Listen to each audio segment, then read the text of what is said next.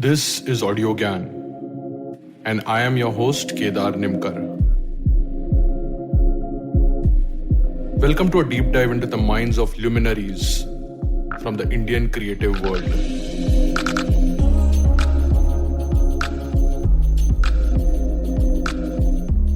Welcome to a brand new series of Audiogyan, Where Are the Designers? It's a 12-part series featuring few of the top influential design leaders talking about the process of hiring, challenges in finding and retaining talent, and some tips for young designers to make a cut after they apply. I'm so happy and proud to introduce my co-host for this series, Abhinit Tiwari, who has been heading the design at Gojek. Hey, Abhinit. Hi. Welcome back. Hey Kedar, happy to be here again. How's it going in Jakarta? It's pretty good, especially right now. It's the COVID is on the low. So yeah, That's awesome. it's pretty good right now. We are recording this in a backdrop of COVID, the second wave, which is quite scary, and it's quite panic out there in the world, especially in India. But dekhte, some refreshing thoughts from design community coming your way. So let's see. Today we have Navneet Nair with us on Audiogyan. He currently heads the design at PhonePe. For last 2 decades, he has been a hands-on practitioner of design and user-focused creative arts. Navneet has worked in both individual contributor roles and leadership positions at various startups and established companies like Google, Yahoo, to name a few. And he has been on Audiogyan previously, so I'm just going to welcome him back. Hey, Navneet, thanks for joining us. Absolute pleasure to be back here, Kedar. Thank you for those kind words. And yes, we are right now in the backdrop of a rather grim situation. But hopefully, let's talk about things that designers would hopefully want to hear. And let's see if we can get something out of this series. Sure. So, in fact, what we have done is I've introduced like a sort of media type setup hai, where we have introduced like a rapid fire round. Just like getting to know some personal things about designers. हमेशा celebrity का ही क्यों सुनना है, तो मैंने बोला आजकल designers भी सेलिब्रिटी हो गए, तो probably we'll ask a few things around that. So there are like about 10 rapid fire questions. I think I'll take them up, and then Abhinit will continue with our regular follow-up questions. Sure. Cool. Ready, Navneet? Yes, sounds good. Okay. So first question is big setup or a small startup? You have to answer in 1 or 2 words. Doesn't matter. Okay. No, but if you have to like pick one. If I have to pick one, I would pick up a small setup with great vision, or small startup with great vision, or a big setup with really nice people. Nice way to put it. What do you think? What do you look in a designer? Attitude or aptitude? Aptitude, definitely. Okay. Aptitude is actually no. Come to think of it, aptitude is. See, again, I look at growth mindset. So I know you want a short answer. So I think attitude. I'll change my stance on that. I think it's attitude. Okay. Aptitude. But we are going to poke you around with that question much more in detail. Yes. But yeah, so you can change the answer anytime. Yeah. Favorite design book? I would want to say Psychology of Things, but I also highly recommend Kathy Sierra's Badass. Okay. Favorite design quote, if you can remember? It's a Steve Jobs quote, fairly often quoted, often misquoted, design is not about how it looks, but how it works. I think that's more or less. Nice. Favorite designer? You can pick any abroad, India, anywhere. I don't know. We want more Indian celebrity designers, but yeah. So, no one really stands out as like a favorite designer for me, actually speaking. The thing is, there are people I respect, but there are. Hey, I need some time on this, man. I really don't know who my favorite designer is. Okay, no problem. Well, we can be, because it's my first time also, and I think Abhinit, yours also first time to ask this sort of question. So both are learning. Beta version है ये, ठीक है? Cool. Worst design decision in your career? I mean, if you remember, it's not like a rapid fire one, but still. Yes, I think it has to be the Orkut redesign. So long story, long history to that, but Orkut redesign. Chalo, we'll come back. We'll circle back on this question. Interesting. Okay. Worst hiring decision. Worst hiring decision. मतलब किसी को hire किया और फिर like very tough to get rid of. There was one, but I don't think it was. See, the decisions have not been because of the people, but it's just the circumstance. So I would say yes, there was one. I of course won't name names. No absolute want to go back and give any hints. But I think more it has to do with not really the people. People are, you go through the interviews, you understand how they are, more or less, you know, they're good people, but circumstances sometimes don't work. Yeah. Your favorite interview question? It has to be, tell me the last time you really f***ed up. So that is kind of, not in exactly those words. Usually during an interview, it is like, okay, when was the last time you made a mistake? And okay, like you asked for, so it was design decision. Those kind of things, I think really gives a lot of insights into what people have learned along the way. Absolutely. Your favorite app? Right now I spend a lot of time on YouTube. I don't know whether it's my favorite app, but I'm right now like spending a whole lot of time on YouTube, a lot of screen time going out. But I think it's so much about, just the content being king. That's pretty much what it speaks of. And the last one is, since I did like a interview with you before, I know the personal side, so that's the last one. If you have 1 hour, will you meditate? Will you play with your cat? Or you design something?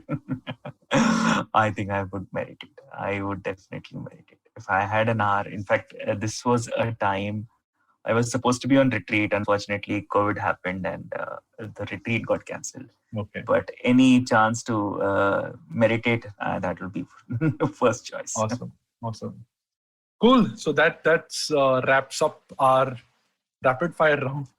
We'll pick up few clues from what you answered, and the first one, which Abhinit, you want to go ahead or should I take one? I can take it. Yeah, please. Cool. So the first question, Navneet, it might reveal your age, but that's not why we're asking this. But for the benefit of our audience, could you just touch on how long you've been in design, and specifically, like, when was the first time you had to hire some designers? And if you could recall for us, how did that feel? Right. So I have been doing software product design for more than 20 years. 21 years to be precise. Wow. And before that, about for 4 years, I used to work in advertising, primarily print media, doing a bunch of writing and design. So have been doing, hiring designers for some time. But the very first design hire, so to speak, when I was kind of leading a team at a Bay Area startup was probably year 2001. We were expanding to a team in Belgrade in Serbia. And my first design hire was a Croat designer based in Serbia. And interesting thing, I had a few Serbian friends, understood the culture a little bit. There was some sort of a, little bit of stuff going on between Croatia and Serbia, and interesting to hire a Croat into the team and how it would be. But it was an interesting thing, and I think it worked out well. I still am in touch with the designer, and it was good. So 20 years ago. Wow, that's quite a long journey. So, like, what has been your overall process like? In you can pick any particular company or across your career span. That what's the typical process of say hiring, or how do you does the HR create the pool for you? You have, I mean, like how do you identify a particular person, or how do referrals play a role? Generally, like how you hire, like at a broad level. Right. I think it really depends. If you look at it today, we have a recruiter, a sourcer who kind of plays a primary role in getting a lot of candidates into the pipeline, which we review and work with. Having worked with companies like Google and Yahoo, that was the case where we didn't even know, how the pipeline was being filled, because they were getting resumes, hundreds and hundreds of resumes by the minute. So there was never a question of the pipeline actually being dry. However, having set up my own design studio for a while and having to hire for there, it was always about keeping your eyes open for good design candidates and making sure, you're going, talking to people. So there have been people that we have talked to who today are design leaders, fairly well known, but we had to, get them aboard, talk to them, and had to keep a tab on what people are doing out there. So some people might be active on a Dribble platform, or might have some very interesting stuff that they are sharing on other places. It's very important to keep in touch. And, despite the fact that you might have an HR team that is sourcing, a lot of the time, good designers actually either reach out to you, or you reach out to them. So that's very important, even when you're looking at hiring for fairly larger companies also. Mm-hmm. And despite the fact that you might have an HR team that is sourcing for you and filling up your pipeline. That said, I think what I have at least realized in this space at PhonePe is that referrals are actually a large portion of designers who we have finally ended up hiring. So people going through the entire process and finally getting hired, a large portion of designers are actually referrals. And these are primarily people who have worked with either designers in the past, and there is a good understanding of what the designer is capable of, or it is somebody who has worked with either engineers or PMs, which is actually a very good sign. When a PM or an engineer tells that, oh, this designer is good, it doesn't just talk about the caliber of the designer, but also the caliber of the designer as a team member. So referrals are definitely important. And what I've found is that for at least the number of hires that we have made at PhonePe, it forms a fairly large portion of our team right now. Mm-hmm. Actually, that I'll take you back to this question, because since Abhinit said we don't want to reveal your age, but back then, what was the process? Because there was no really product design or and I want to especially highlight this. I interviewed Sujata Keshavan, and this, I think, I don't know whether you guys heard the episode or not, but it's already live. She said that in 1980s, actually, around 89, and when they started Rian Keshavan, people were actually paying designers on square meters or square inches. Like creative idea ka to fees hi nahi tha, layout का fees नहीं था. It was just that bromide thing which they worked on, और फिर उसके ऊपर मतलब उसको enlarge करेंगे तो ज़्यादा पैसा मिलेगा. That's about it, right? So a very nuanced thing that these sort of people have really struggled hard to bring design to the table, as a cliche word goes, but at least bring to the mainstream. तो वैसे Orkut, Google, उसके भी पहले there would be some things, right? So how did you get into it? First of all, ये field भी समझना जरूरी है ना कि यार, मतलब मेरा तो like I started with advertising and then figured out कि यार अच्छा वेबसाइट भी बनती है, वो वेबसाइट को प्रोडक्ट भी बोल सकते हैं if it's got a flow and stuff. तो that's how I entered. But if you can just highlight few points from that time. And very early on, so it's very difficult to find people especially when the field is really small. And because there are so very few people out there, so you need to look for a niche community. Now, the good thing about things that are just starting up, so especially when the web was just starting out, there would be these small communities where there would be a lot of knowledge sharing happening. And these were the places that people who are really passionate about the field would come and spend a lot of time. And this is the place actually where I got hired from. So, for example, I was on this community called Flash Media. So I don't exactly remember what the name was, but it was a very active Flash community. And This was on Yahoo groups, probably. no, this was some user group that was there. It was probably one of those early Drupal or one of those early group chats, group kind of things that was there. It was not even like a mailing list. It was an actual discussion board that was there. And the discussion board was a lot of, I don't know if you've heard of PlayStation. PlayStation is this guy who used to design amazing Flash websites, and he used to post all of the code out there for free. And he used to be there on the site, and a lot of stuff. I also had a website, and I would design stuff, code stuff, put it up for free where people could download it and start using it. So there was a sort of a standing within the community that I had, as somebody who understood the tool, at least Flash at that time.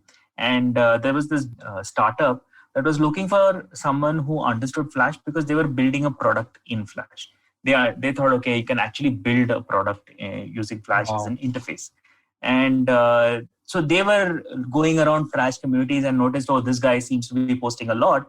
Why don't I call him and have him come over? So that's how I got hired. So it's through these niche connections that you make out who's doing what work and do that. Now, if you're today, if you're looking at some of these things, maybe AR, VR, there are communities out there that are doing stuff. There is NFT. There is a huge NFT community. So if you want to find people who are doing stuff in that, you will probably have to go deep into the community and find out, okay, who are the guys who are actually serious about this, and then pick up those gems. And it's all about being like this jeweler who knows how to pick gems up from various rocks that are out there.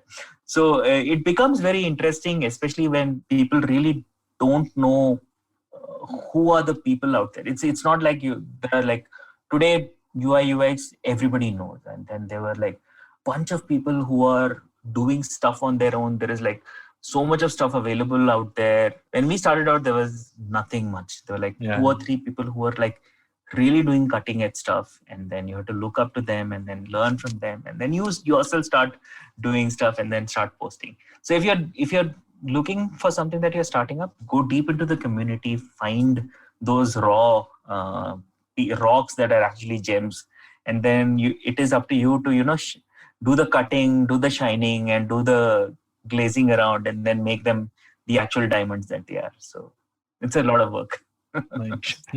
So yeah, I remember Joshua Davis was probably the name. Yes, Joshua Davis Studio. Yes. Yeah, he became this guy who did a lot of illustrations on surfboards and stuff. Now that's what he does. Some amazing stuff came out in that time. Yeah.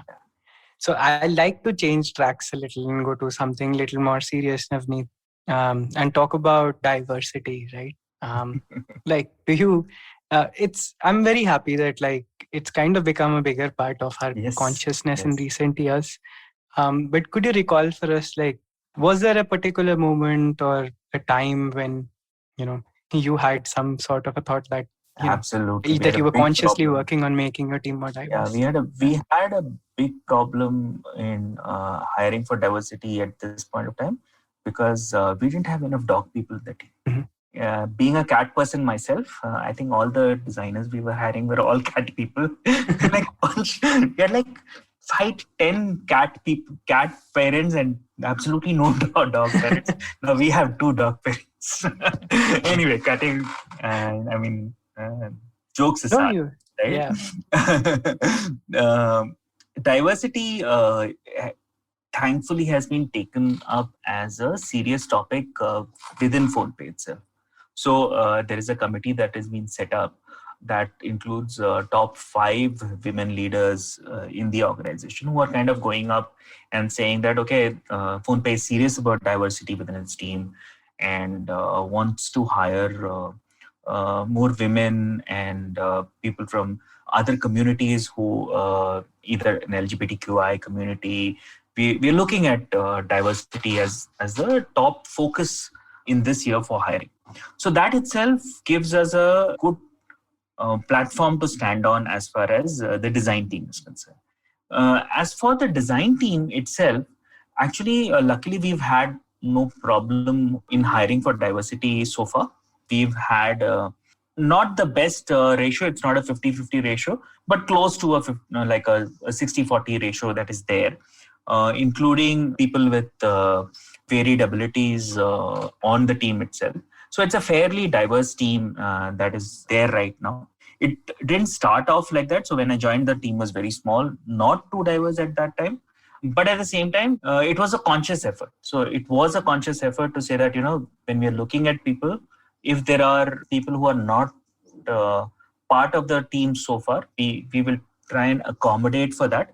But it becomes very difficult, especially when you're starting the team off, to think about diversity. Because if you have to hire 4 people, or if you have to hire 3 people, thinking about diversity becomes very difficult. So, you really have 3 people to fill in at strategic roles, and then you will have to hire based on who is the right fit for that particular role. And diversity may not be a important thing that you may have to keep in mind. But at the same time, we always have made sure that when people are coming through the pipeline, we make it comfortable for people to, be part of it. So definitely, it takes a little bit of careful planning. But at the same time, you can't really plan for diversity. You need to make sure that, there is enough inflow in the pipeline itself. And to do that, you need the organization itself to be committed to that, which luckily we do have at this point.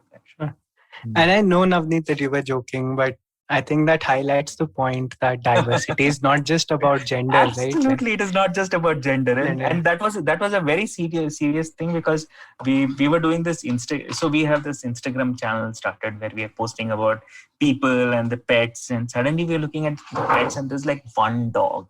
All the rest are like cats out there, and I myself have got like 5 cats at home. So it's like, Wow. I think, to your point, I've been with teams at Google where the design leader was a Malayali, so there were like lots of Mallus in the team. At Yahoo, there was Sandeep Datar who was there. So we had a lot of Maharashtrians, and I used to say our design language is Marathi. So it's like, I don't know whether it is, a subliminal bias or whether it is something that happens. We really need to be very conscious about when we hire. Sometimes it does have, an effect on them. Correct. I remember 2 things from this. One was I did a interview with Ashwini Deshpande and Elephant Design.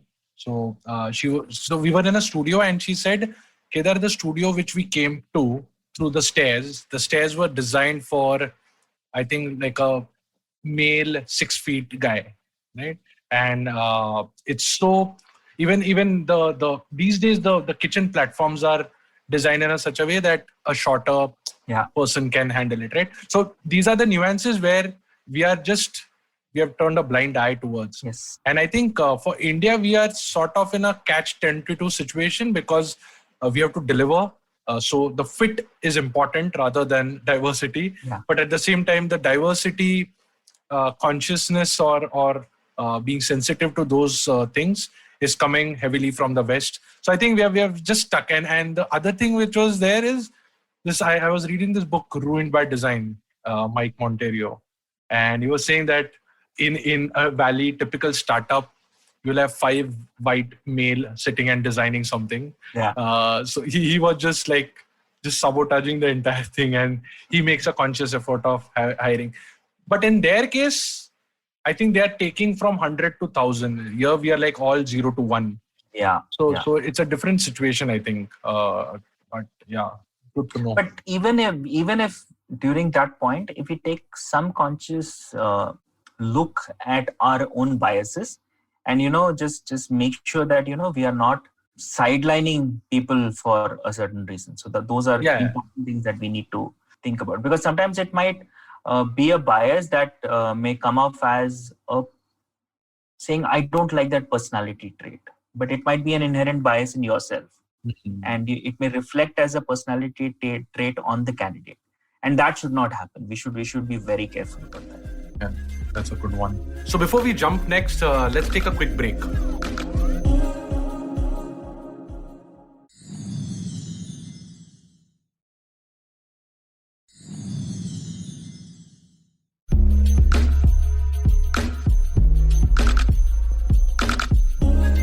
And welcome back to the show. So I've been facing one problem, and that is one of the reasons why this entire series is planned also, which is Where Are the Designers, that I have around 15, 16 years of experience, and the people whom I'm hiring are typically 3, 4, 5 years experience. It's kind of becoming tough to find 10, 12 years of experience or mature who can lead teams, who can inspire. So the typical problem is that the delta between my experience and the person whom I'm hiring is huge, right? So sometimes I get time depending on which company I am, but most likely it's very pressure focused. So you don't really get time to mentor or do internships. So how has your experience been? Do you hire interns or do you encourage internship? Does it allow in your work profile, in your job profile right now? Absolutely. So I think internships are very important, and we do. I think right from when I joined, I kind of made sure that we do have interns, even if it means just me spending time with the intern and giving them feedback. From a point of view of getting new designers into the system, internships are very important, because internships are the way that young designers learn on the job. That said, an internship need not actually be something that is very draining on the system. So what we do, at least at PhonePe, is and in most of the places that I've worked before, is that the internship problem is actually fairly orthogonal, that the team would not have time to spend on. So it could be something like saying, okay, let's look at this idea, which I think is something that we want to implement 8 months from now. Go and take a complete crack at it. Or let's say, let's give you this problem on how do we add X to the product. And it could be gamification, it could be anything else that we want to think about, and give that as a problem to the intern and let the intern solve for it. We'll provide all the support that is there. The idea of the internship program is not to actually get work out which we can use. I mean, that's the plus point. But the way I look at it is, the internship is a 6-month long interview process. It is a 6-month or a 4-month period of time in which the candidate becomes very comfortable with the company and knows that exactly this is the company that they want to work for. And the company becomes very comfortable with the candidate and is sure that this is somebody they would love having on the team. So from that point of view, internships are definitely important. There would be a time when you may feel that, okay, you can't hire any more younger designers, at which point you may find that, okay, there is actually no interns that convert. But even with that, I think having that internship program is really important, because I know of interns who have interned, had a very good experience, go out, learn stuff, and then come back to the organization. So because the first experience that you have at an organization really shapes the way your career is within the industry. So internships are definitely important, and you should not think about it as a burden. Think of it as like an additional resource who's kind of handling a problem that is going to come to you 6 months down the line. And of all the interns that I've worked with, I think I've actually been able to use some of the work that they have done, and which I think is a very good outcome at the end of it. No, but do you screen them thoroughly? for internship also, or Yes, it is yes. typically? No. We do have it is definitely so. If we have like 5 interviews for design position, we have 2 interviews for an intern position. But the internship role is also something that is very tough to get in. In my opinion, it's tougher to get in as an intern right now because the quality of the pool is so amazing. I'm like blown away by the quality of the young pool that is out there. People are, some of them are self-taught, some of them are doing their masters, some of them doing undergrads, but they have been exposed to so much of design that they are coming up with stuff that I find even senior designers don't think about. So getting a intern probably is a good way for you to say, oh my, I need to up my ante and I need to do a better job at design because these guys are going to kick your ass in the next coming 4 to 3 years. Correct. Interesting. Sure. I can't see you, Kedar, edit this out, but I'll move to the next one. Right? Okay. Yeah. So Oh, Navneet, yes. next I want to understand like what is a good designer for Navneet? Like if you had to name like the top 3 things that you kind of look for in a designer right now, what would those be? Right.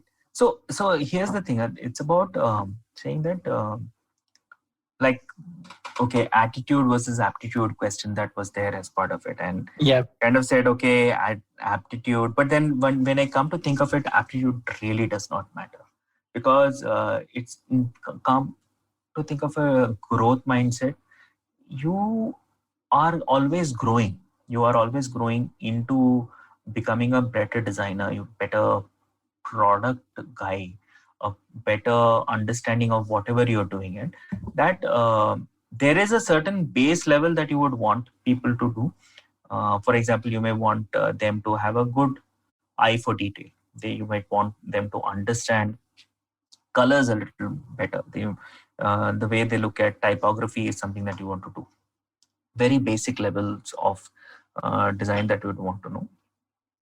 But attitude is definitely very important. And the 3 things I can think of, the first one is the desire to learn. sure. This again shows, somebody is willing to grow, and the desire to learn is there. They are willing to say that yes, I understand. I've been given the feedback, and the feedback is not the way people are looking at me, but are looking at what is the output that I have put, and can I create this? Can I go one level above this output and get a better outcome out of it? So if people are in that frame of mind where they're saying, I'm here to learn and I'm here to grow, that is something that is very important. The second thing, at least from a startup point of view, I feel is important is the ability to adapt. Sometimes if you're too rigid and saying that, oh, there is a design process, it's a double diamond process, I have to do my research, I have to do my prototyping, I have to do usability testing, and then I'm going to do the release. Sometimes it doesn't work. So you need to adapt and make things work according to the needs that are out there. So definitely adaptability is the second one that I would look at. And the third one, again coming from the point of view of somebody who's growing, is the ability to say that you need a little bit of self-awareness. And there is kind of like coming back to our meditation and the contemplative sciences.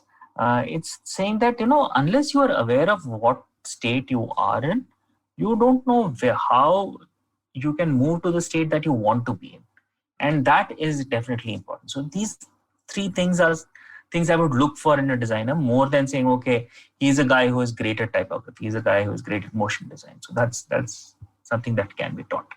Sure. And do you find it easy? Like if I have to ask you, like what's your success rate in getting candidates these days to hit this, hit these 3 points? Yeah, that's a good point. And I don't think I am really getting it, maybe a 50-50 kind of a thing. Sure.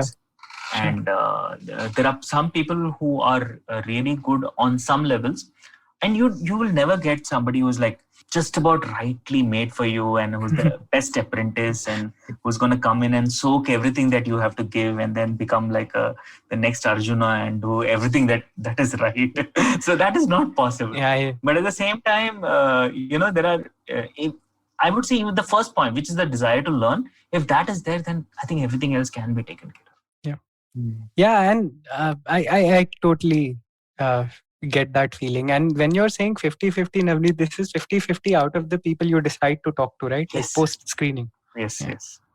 Okay. I want to ask the same question to you, Abhinit, because you have also been hiring for quite some time. Yep. And in this entire series, I might miss out asking you that what are your like 3 qualities that you look for? Damn. Okay, I wasn't prepared for this.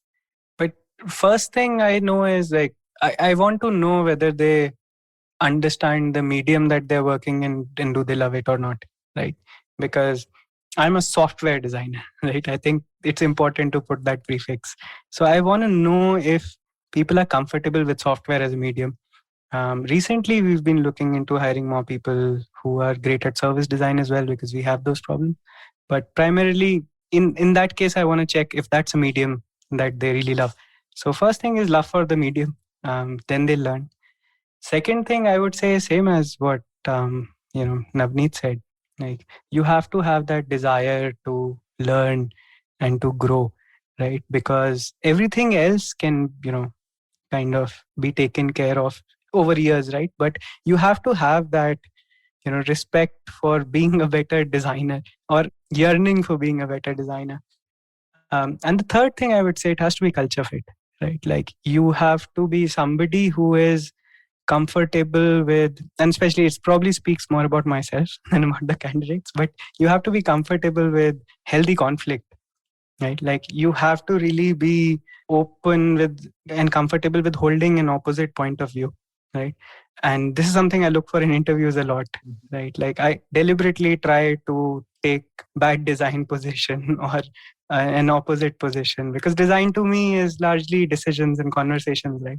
So that's one more thing. Like you have to be a little argumentative for me, right? And my team in general, for you to do well.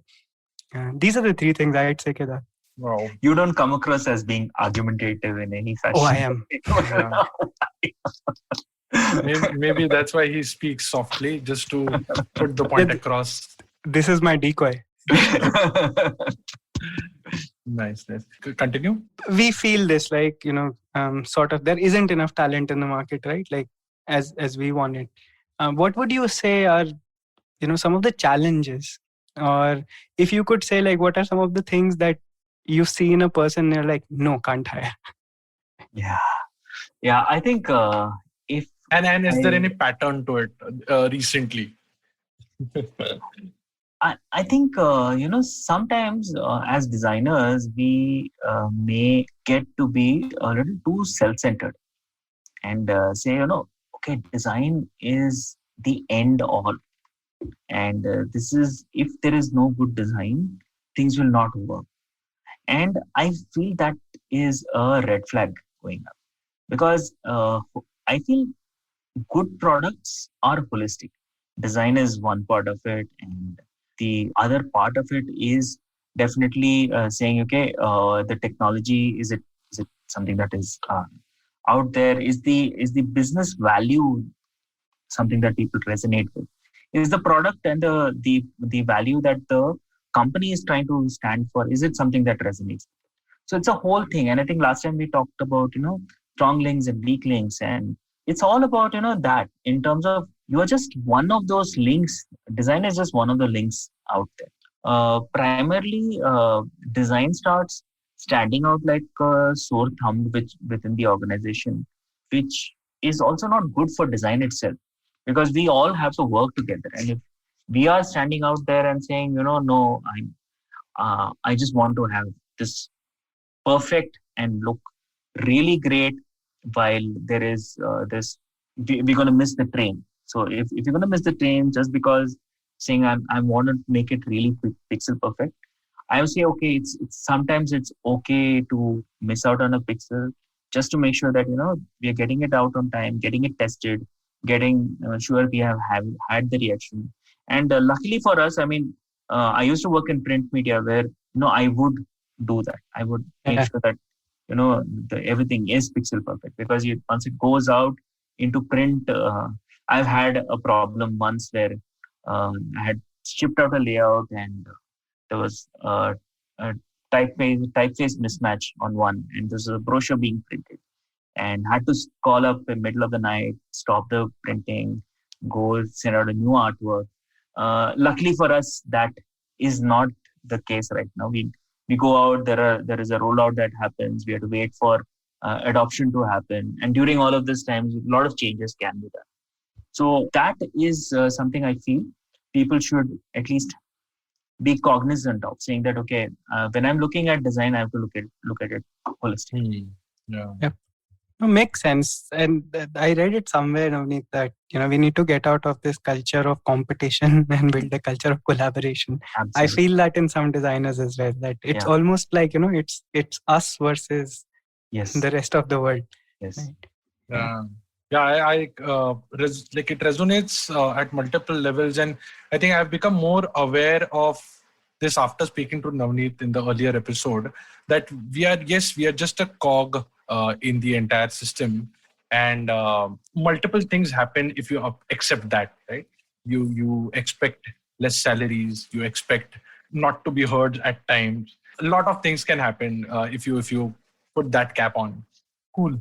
So Navneet, like, I think it's a nice segue to the next question, because then it's not a rant, but I've seen these qualities missing, right? And where do you think, if you are into the pedagogy mode, in some places you go for workshops and talks and stuff. So is there any particular ideology which you think that because of this is not happening, especially in India, or is it the schools are not right? I mean, I had this opinion before interviewing a lot of IDC professors, that you are teaching them some age-old techniques where you have to come here and write micro copies, right? So you are teaching them something else, like probably playing with lead and some random stuff. So, but because of gaining those perspectives, I've understood that they're learning fundamentals. Yes, you have to keep pace with other stuff which is happening in the industry, but still there is a gap. Now, do you see that gap, first of all? And if there is, you have any insights into why this gap is? Yeah. So after hiring for so many years? Yeah, I mean, when we were hiring initially, there was only the IDCs and the NIDs that we could go to get designers. And that too, at that time when I was hiring, I was working for a startup and wanting to go get into hiring. Although knew Ravi and Anirudh and would go to IDC, there would still be the Infosys who would get in and hire most of the designers out there. So it was definitely a problem that was there in terms of designers were coming out from only very few institutions. It was one part of it. Now, what were the designers being taught at that point of time? Like you said, I think the whole profession of software design has evolved over a period of time. And it is not something that we can expect to be taught at schools. Like one of the very good things I sort of did is when I was in the Bay Area in the year 2000, there was this professor at Stanford, Terry Winograd. Terry taught both Larry, Sergey, Marissa, bunch of folks at Google, very well respected at Stanford, and he ran the human-computer interaction department at Stanford. And over there, I think every month or every fortnight, he would have people coming over and giving talks on human-computer interaction. And to me, this is where I actually learned about it. So I did my master's from University of Sydney. I don't think I learned a lot at university by doing the projects that I was doing, and not so much with the theory that was being taught. So it was a lot of practical learning that was there. But I think I learned a lot more through the stuff that Terry was putting out on the internet. And I was lucky because it was in the Bay Area. I could download large video files, watch the wonderful talks. I remember Bill Buxton giving a talk and then meeting him after a long time after that. So it's like really useful for a young designer to grow. And I think in India, we probably have not done the similar sort of things. Although today we do have like what JD is doing with Design Up is wonderful. But at the same time, a lot of what we are doing is putting out there even today. And after 20 years, what I'm looking out, most people are still stuck in the craft of the business. So a lot of the time it's about, okay, how do I work with Figma? How do I work with one of the motion graphics tools that are out there, and After Effects thing? That is the level at which we are doing. And I'm not saying that is not important, but there is the art part of it, which is also important. And there is also a science part of it. And that, I think 20 years ago when I was in Stanford, they were still very focused on the science part of design that was being put out. And I think that is very important. We don't do enough to put the science part of design out there, and people are not understanding the science behind design, which I feel is a fault for us within the community who have spent 15, 20 years designing, not going out there and doing more to teach younger designers the importance of not just the craft, but the art and the science. And I think I have to lay the blame. I think I have to do that myself. And I think Abhinit, we've been part of that stuff that Shreyas is doing. And I really liked doing that because it gave me an opportunity to teach the younger guys a little bit more about the science. Yeah, this is the first time I did that. And after seeing you and even Akshay who came in, I was like, I should do this more.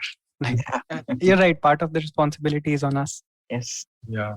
And it's interesting because even I've been giving some talks in some places, especially most recently I gave one hour workshop on how to build resumes or how to write resumes and how to build your portfolios in a college in Ujjain, right? Wonderful college, but the questions which the students ask are like totally different. And unless you go down to that level and understand their pain points or their like problem statements, whatever gyan you give from this side may not even connect. So it's a great place to be in, that you go down or you go somewhere and you actually answer their questions or at least understand their questions. Yeah. So yeah, it's quite interesting. You want to share what you guys did about? What is this, Abhinit, that you spoke about just now? So we can plug in Shreyas's company called Absolutely. Own Path. He's doing an amazing job putting together courses and an environment for learning for designers. And I think both Navneet and me and Akshay Verma, all three of us kind of gave a few, I wouldn't like to call that lectures, but that's what it felt like, on a few topics to the cohort that he had. I was talking about building, designing for delight. And I think Navneet was talking about, Navneet, what was it? I was talking about business side of design. Yeah. How to get business into design. Yeah. Interesting. Cool. So you're saying the way to, if there is a gap, to mitigate that gap, it like more such sort of environment and such sort of conditions have to be designed? I think so. And I think a lot of this has to be available freely and that is what helped me at least. I'm just taking a cue from what helped me in the sense that there was this huge, and this was way before YouTube even was like thought of. Terry had put all of the lectures online, and I could just absorb a lot of it and understand what human-computer interaction was all about. And today, with all the resources available on YouTube, and frankly speaking, there is a lot of stuff that is out there. Yep. But maybe what we need to do is also look at the Indian context and give people the ability to say, okay, these are the right things to choose from. Make sure you are learning about this aspect of it as well, and make it available as freely as possible. So that's the way I look at it. Yeah. And Navneet, I love that thought, by the way, right? Like, because talking of Bill Buxton, I remember like he had this collection of, I don't know if he still has it. He had this collection of all sorts of interactive devices over many years, right? Yeah. So I think sometimes I can't figure out like these leaders, like they take out so much time, or those courses, those lectures, like it takes so much time, and it's a different skill altogether, right? Absolutely. I think sometimes doing design is easy, right? But being meta about it and turning it into a digestible, easy to understand format and making it available is so hard. And I don't think design leaders, quote unquote, spend enough time doing that and giving back to the community. Myself guilty as well. Okay. So love that thought. Yeah. Hey, on that note, we'll be right back.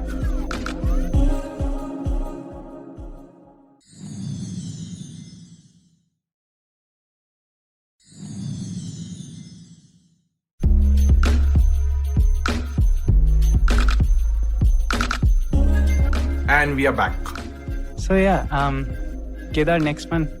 Yeah, I mean, what, like after hiring, or I've been hiring for so many years, like, is there any pattern that you have observed about designers that you're hiring? What are their aspirations? What are they looking forward to? I'll club the last question together. It's mainly to just the same thing, right? What are their incentives? What are they looking forward to? Yeah. These days, I mean, just to add to that, there's a trend of ESOPs and being good paymasters, and the startups are well funded. So if you put all together, is there any pattern that you have observed, or any insight that you want to share? Yeah, and I'll be very frank over here. I think Yes, please. designers In fact, are. it can be controversial also, not a problem. I think it's controversial, but it's like it's a fairly universal pattern that I see. Junior designers basically want to be famous, and senior designers want to make money so that they can retire. That is pretty much the pattern that is out there. So, and this is true for everybody. I mean, when I was young, I just said, I want to be famous. I want to be well known. And then after a point, it's like, now it is like, हाँ ठीक है चलो एक IPO हो जाए चलो retire हो जाए. So those are things that are there. So if you are looking at this as a pattern, and let's say you are a well-known organization that people look up to in terms of design, you will find that you will have no problem hiring a junior designer. Junior designers will come to you. They would want to be associated with you, primarily because it's going to give them fame. That is how it would work out. And if you're looking at senior designers, no matter who is hiring a senior designer, finally it would come down to remuneration. So it would come down to saying that, okay, you have to be a good paymaster to get a senior designer. That's how I'm looking at it from a very base point of view. Now, every designer is definitely different. So I don't think there are everybody who can be put into this cookie cutter and said, okay, this is how it is. But there is a baseline that says, okay, once you are at a certain level, you climbed up Maslow's hierarchy. You just need that extra material stuff to keep you at that point over there. So that's it. If you say that smaller companies, definitely you can say that get one really good senior designer that people look up to, so that you sort of like what Cred has done. I mean, they've got Harish over there, they've got Kunal over there. It's a startup, but then the junior good designers would just flock up over there, even if the money is not that great. But to get the senior guys, no matter where you are, you would definitely have to put in a fair amount of material rewards and incentives in place. That said, ESOPs are something that has so far been a little difficult to sell to the younger designers, definitely, and even also to some of the older people, because nobody has actually seen a lot of ESOPs work in India. However, with sudden people now trying to go into IPO with Zomato now filing, and we would start seeing this flurry of Indian IPOs happening, which might make ESOPs a very lucrative thing to have. Nazara just had their IPO, so that you can see some places where the people are having the stock options and it is paying off. But overall, even if you look at the West, the ratio of companies that have not paid up, at least I never been part of Yahoo and Google, but apart from that, all the startups that I've worked with never went IPO, never did have that. So even though I had a fair amount of stocks with them, never amounted to anything. And I think that's where it is there. You have to see something close to you. So now that Nazara has happened, maybe Zomato will happen. People will start seeing the way an ESOP works, and it will start being considered as a viable compensation that is out there. But if I have to counter and just ask, saying, is this the right setup that we want to be in, or we want to develop, or we want to build as a culture? Because I don't know, matlab, I could be a bit of outlier when I say that, okay, I look up to Steve Jobs, not in a cliche way, but yaar, wo banda tha na, he used to, matlab, theek hai, matlab, if you do the right thing, if you do it sincerely, with integrity, with hard work, I think it will pay off, right? तो public क्या कर रहा है, पे of की तरफ देख रहा है than the input. And I know I'm being a bit idealistic or like overly romantic about it, but that's where I'm coming from, right? तो काम करो और फल मिलेगा, but yeah, don't like just look at that, right? And if I have to put this as an argument, then what can be changed, or is it a right thing in the current day and time and age we are living in? It's for both of you, like Abhinit, to you as well. Basic human needs do. So here's the thing. I love the guy. I don't remember his name, but he kind of said, the $70,000 base pay is what he's going to make, like the base for everybody in that organization. And he talks about how he's still making a lot of profit. People are coming in and finding joy in being part of the organization, and the organization is not losing it. But there is a certain base pay that everybody needs. So sometimes you may have startups that say everything is in stock options, and you work for the joy of being in that particular thing. It can work for some time, but I think everybody is looking for a payoff at the end of it, and that is the commercial part of it. However, there are people who have gone ahead and done things because they believe in that vision. And if you believe in that vision, and there is a, let's say it's a not for profit kind of a thing that you're doing, and you completely believe in what is going to be the outcome of it. At least the company that I have worked for in the past, none of them have been not for profit. They have all been for profit. So if they have been in it for profit, I'm fine. I do my not for profit, and the spiritually satisfying and holistically satisfying part of my job, which I keep very separate from my career, and I get my satisfaction out of that. Work for me is something that is there for just getting the material part of it, but at the same time it is something that I really enjoy. So it's not something that I have a problem. It's still very close to my ikigai in that sense. But there is something that is more satisfying to me. I mean, yeah, I would spend an hour meditating. So, and I have lots of time that I spend on other parts of my life, which is, I keep separate from work.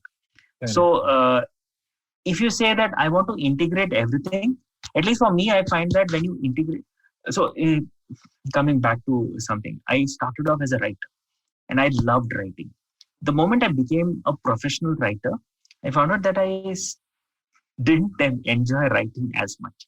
I still write, but I don't write professionally. Same thing with design. I love design. When I'm doing design as a profession, I'm not really enjoying it as much as I did when I started off. So maybe what happens is that if you are looking at it from a very commercial point of view, there is one part of it. You should keep your life, which gives you satisfaction, slightly away from the life that gives you the sustenance part of it. So this I'm keeping as my sustenance. I love it. I enjoy it. But at the same time, I have another part of my life which I am very committed to equally, and which gives me spiritual satisfaction. So, and I keep the two separate. That's at least how I'm looking at it. I don't know how others look at it. If you try and integrate all of it together, somehow my past experience has been it doesn't work out. I don't know. Maybe for some people it might work out very well. For me, it did not work out. Abhinit, your take? Yeah, you pulled up Gita and all, man. So I'll pull up Buddha. Like there's something called Madhyamarg, right? So like everything in moderation, including moderation. I do think that some amount of wealth creation, like companies are very, they find it very easy to ask people to show a sense of ownership, right? Now, if you are asking that much of a person, then I think it's only fair to give them a share of the pie, so to say, in form of ESOPs. And look at the Silicon Valley, a lot of second generation, third generation founders, almost, you know, of the PayPal mafia, right? Yeah. All these companies were founded of the wealth created in the first wave, right? Yeah. So I think some companies in India have done that. And I think more people should do that. And ESOPs, yeah, I like them as a concept. So I think a little bit of wealth creation is good as well. That will give us the next generation of design leaders who are financially secure enough to kind of push for customers within the company. Because I do think, like being a designer, you need some sense of security, because oftentimes you're the only advocate for the customers, right? So I do think that it's a good thing, Kedar, and ESOPs are a great idea, given that companies do it ethically and nicely. But at the same time, yes. So sorry to interrupt, but I'm not saying I'm against it. It is just that now, okay, to Gita ho gayi, so I might sound a bit leftist also, because in the pandemic, I've been speaking to some old friends and some people in other industries and different domains, right? One of my cousin, she's a physiotherapist, right? And I think she did some decent course, and then she's there after 4 years of experience. And one is in a physical fitness, so he trains. He used to train Sachin Tendulkar, right? He's a power yoga guy. Those sort of friends, and the delta between the salaries of designers and their top level professional, like top level career peaks, is so huge. And I don't know. Chalo, theek hai, I would keep those comments and maybe articulate better for the next conversation. Yeah, But it's a touchy and sensitive topic. Yeah, one last comment on jobs, right? So again, he was also very Lenin inspired, but I do think he succeeded in creating a very successful and profitable business, which and gave enough support to the designers, I think, financially as well as in other ways, that they were able to focus on the work better, right? So Lakshmi and Saraswati can go hand in hand, Kedar. Yes, absolutely. But in fact, I've realized that more recently. Till college, or maybe like first 5 years of my career, I think I was fully inclined towards Saraswati. So now I've like, I don't know. Speaking about Lakshmi, I think that's the last question which I have, which we have for Navneet, is that even now I am in a startup which is a fintech, which is a neobank, and which hopefully will become live soon. But you are in PhonePe, and with Abhinit, you have the pay as one of the verticals. So this question is mainly to understand that we have a very, very long way to go if we have to improve the design, the aesthetic, the experience part of the fintech world in India. So how has your journey been so far in understanding the domain? How do you envision the future of design contribution in the finance space? Because there's so much legacy, right? Everything is built considering users are mischievous, considering users are fraud. It's built on that mentality, right? So it's a very long, I don't know how long, but it's a long journey. So if you have to conclude your thoughts on the design landscape in the fintech's world. Yeah, I think fintech has always been an area that is kind of surrounded with a lot of regulations. Yeah. And not just that, and as you're saying, people are out there to game the system. So which means we have to take that extra amount of effort to ensure that people don't do fraud. That said, usually when we have fintech products, it's kind of built for the lowest common denominator kind of a audience, saying that, okay, I do want to make sure that everybody is able to use it, primarily because you do get some of the returns only at scale. So you would want to, all of these three things put together, there is a lot of stranglehold of business around how fintech products work. And design sometimes takes a backseat and saying, okay, this is how XYZ products have worked. I don't want to change the system and then do that. But I don't know what you guys are going to come out with newer banks coming out, with new stuff coming out. People are trying to challenge the system out there and try to break the clutter and use design as the differentiator. And like Abhinit was saying, that's what Jobs did. He used design as the differentiator and said, I'm going to give you a solid product. It's going to be well designed. And I'm not catering for the entire masses. I'm catering for the people who really care about making a difference in the world. And I'm going to give them great tools to make the difference in the world. And he just made design come up like 10 notches and showed people that, okay, having a well-designed product can actually make a difference. Now, if we can show that in the fintech world also, come out and not have to worry about people that we are going after, come up with a really great product, not just good looking. And I'm not saying that design is all about just making it look good. It has to work good. So it has to work good, at the same time look good, a lot of attention to detail, and the product works great. Like we all agree, design is just one of the part of it. If you have a great designed product, but the constructs around the product is not all that great, the product will not work. So we have to make sure that all of it works and design also works. If that comes out and that trend breaks of saying having stayed products, very cookie cutter products that are currently doing the rounds over there, I think that will help designers go ahead and say, maybe we should do a little things that are more different. But today I think it's primarily a little bit of the regulations and a little bit of fraud and FRA that we need to be worried about. That kind of keeps us a little tied down in what we are capable of doing. But I think that will change. I do have a lot of hope in terms of how design has progressed and the rest of the industry. It might just be a little bit lagging behind, but it will catch up and it will definitely become much better. Yeah. In fact, I'm hopeful because I saw Yono app, which is SBI, and it works like a charm. It's aesthetically it's poor. It's whatever. It's really bad, and I can without worry say that. But the search and the sound search, this works here.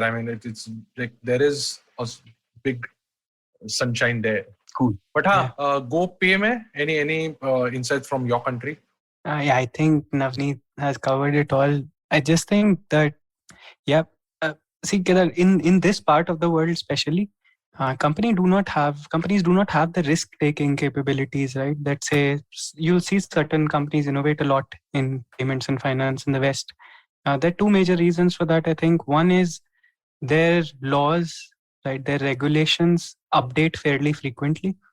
Whereas I think in this part of the world, it takes a lot of, there's still a lot of bureaucracy in the way things work. You remember Pine Labs has this UI somewhere where the digits get randomized. Right? Correct, yeah. And they got a lot of bad feedback for that, but I'm pretty sure they did it because of a regulation somewhere, right? There is some arcane rule about pin entry obfuscation somewhere, because I don't really think a designer thought that this would be a good idea. So there are a lot of such things. You have to keep double clicking on things until you find out the root cause.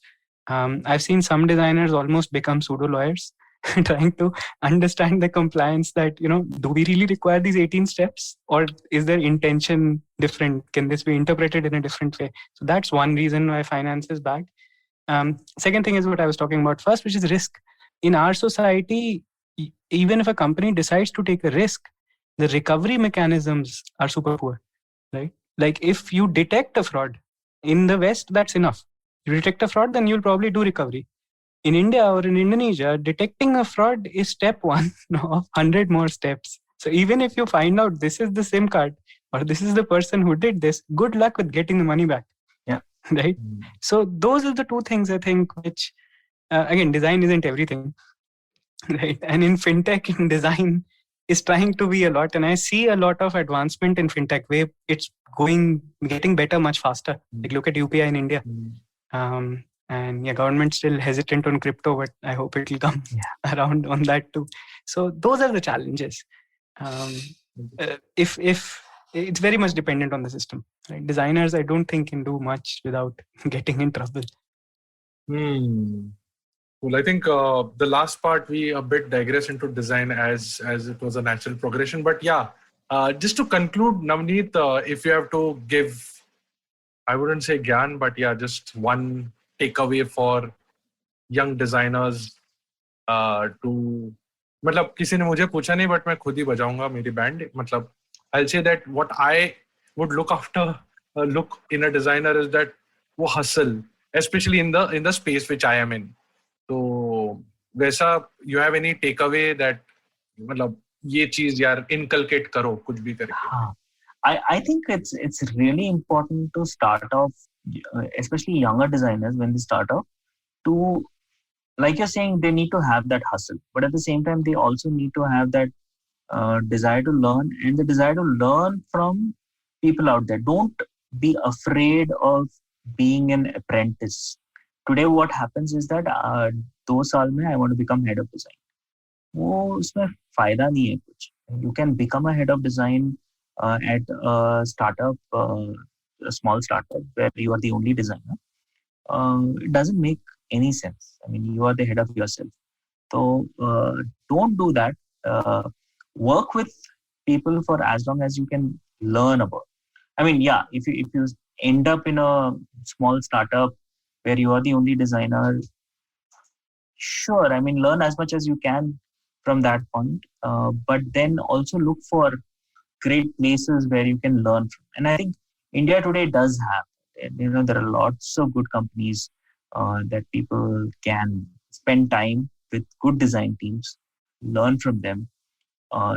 Don't be afraid of saying, okay, 3 saal nikala, 4 saal nikala, and then I have become a much better designer than what I was when I was coming in. So get into that mode of learning from good people, being open to learn, showing a little more humility in the fact that yes, I am not a know-it-all. I mean, always remember the Dunning Kruger effect. What is it? I forget the decay effect, which is basically saying that people who really start off and get a little bit familiar with the tools of the trade or with that particular profession, think they already know everything. But as time progresses, they realize that they really don't know anything. I mean, after 20, 25 years, I look at design and say, I have so much to learn. I'm looking at newer people coming in and saying, oh, wow, these guys are really doing awesome stuff. So you come to a point of realization where you realize that you don't know much. But very early on in your career, it's very easy for you to get into a state where you might think, I know everything. मुझे तो सब कुछ आता है. Don't fall into that trap. Sure. Abhinit? Oh, okay. All the questions are coming back to me. No. ठीक है. So I'll have a separate Audiogyan just with you. All right. I think thanks both of you, and thanks Navneet for joining again. I'll have a plug in the last that. Thanks for listening till the end. I'm currently heading the design at Jupiter.money, and we are hiring at all levels. So visit jupiter.money/careers. And you can follow Audiogyan on Instagram at Audiogyan Moments, or then visit audiogyan.com for more GAN sessions.